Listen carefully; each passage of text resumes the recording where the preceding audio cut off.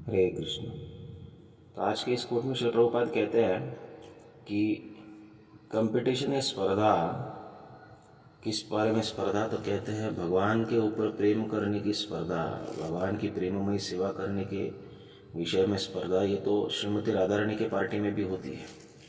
ये एक विशिष्ट रस है जिससे कि हम स्पर्धा करके भगवान को प्रेम करने के विषय में या भगवान को प्रसन्न करने के विषय में, भगवान को संतुष्ट करने के विषय में स्पर्धा करते हैं, जो कि कृष्ण केंद्रित है। तो ऐसी स्पर्धा जो है ये होनी चाहिए।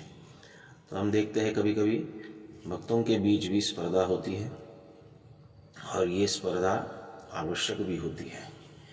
स्पर्धा से हमारा, क्योंकि जीव जो है ये पूरी तरह स्पर्धात्मक ही बना, ये कृष्ण से स्पर्धा करके इस भौतिक जगत में आया है, कृष्ण के जैसा भोग करने की इच्छा करके इस भौतिक जगत में आया है। तो कृष्ण से स्पर्धा करके ही तो इस भौतिक जगत में आया है।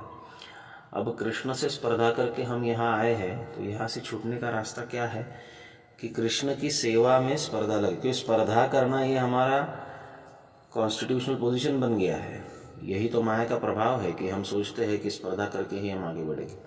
अब यही हमारा अगर वीकनेस है, यही हमारी प्रतिकूलता है, तो हमें इससे छुटकारा प्राप्त करने के लिए इसी प्रतिकूलता को हमको अनुकूलता के रूप में परिवर्तित करना होगा। ये अनुकूल कैसे बनेगा? अनुकूल बनाने का अर्थ है कि इसी स्पर्धात्मक बुद्धि को हम भगवान की सेवा के विषय में स्पर्धा करके बदल सकते हैं। तो जब भक्तों में स्पर्धा होती है कि वो भगवान की सेवा कैसे करें और भगवान की सेवा करने के लिए अग्रसर कैसे रहे, तो ये सेवा जो है वास्तविक कृष्ण भजन में, कृष्ण कीर्तन में जीव को प्रवृत्त करने के लिए लाभदायक होती है। और ऐसी दिव्य ट्रांसेंडेंटल स्पर्धा ये श्रीमती राधा रानी की भी पार्टी में होती है, ऐसा प्रभुपाद कहते हैं। परंतु ये स्पर्धा करते करते हमको इस बात को ध्यान रखना चाहिए कि सेवा का भाव जो है ये बदल न जाए। बहुत बार सेवा करते करते हम कृष्ण कॉन्शियसनेस से स्कोर कॉन्शियसनेस की तरफ चले जाते हैं और ये बहुत खतरनाक बात है। हम स्पर्धा करते करते केवल स्कोर के ऊपर निर्भर ना रहें, चाहे वो बुक डिस्ट्रीब्यूशन का हो, चाहे वो फंड कलेक्शन का हो, चाहे वो किसी का हो। हमको हमारी शुद्धि करनी है, ना कि स्पर्धा करते हुए इतर भक्तों के प्रति ईर्ष्या और द्वेष का भाव रखना है। इससे बचने के लिए हमें हमारा पूरा 100% देना तो, प्रयास करना तो आवश्यक है, परंतु वो प्रयास करते करते हम हमारे उस सेवा के प्रति या उस कार्य के प्रति इतने आसक्त न हो जाए कि हम इतर भक्तों से ईर्ष्या करने लगे। ये भाव को ध्यान में रखते हुए श्रीमती राधा रानी की पार्टी में कंपटीशन है, लेकिन वो कंपटीशन ईर्ष्या को उत्पन्न नहीं करती है। वो कंपटीशन प्रेम को बढ़ाने के लिए लाभदायक होती है, सहायकारक होती है और आवश्यक भी होती है।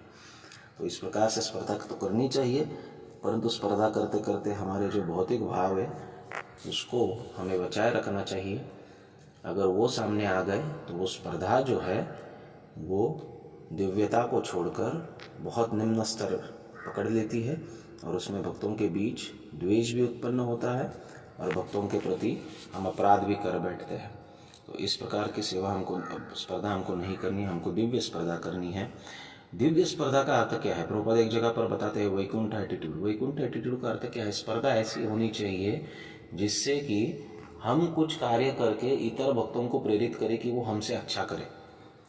भौतिक स्पर्धा में क्या होता है कि हम आगे बढ़ना चाहते हैं, हम प्रथम आना चाहते हैं। आध्यात्मिक स्पर्धा में क्या होता है? हम चाहते हैं कि हमारे सहयोगी जो है, हमारे सहकारी जो है, हमारे साथ में भक्ति करने वाले भक्त जो है वो आगे बढ़े।